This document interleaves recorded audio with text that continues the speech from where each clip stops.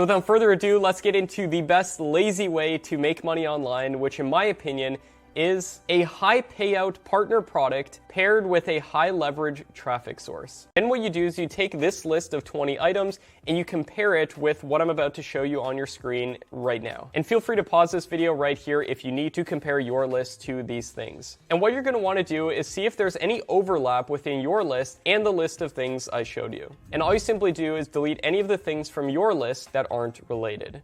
Then what you're going to want to do is look for a product that's charging at least $500. This is because if you take 50% of this product, then you're making $250. And if you get just one sale per day, that's way more than $100 per day with this lazy method. A full disclosure, I have a course on Digistore 24 that teaches people how to grow and scale YouTube channels, and we charge $1,000 for it. And just a side note, creating this course took me a lot of work to do. It took me years of putting together, making this the best YouTube program on the planet, and I answer every single question daily within my private Facebook community, so you can benefit from other people's hard work and just be lazy and make money from it. Step number 3 is to follow my lazy content traffic formula.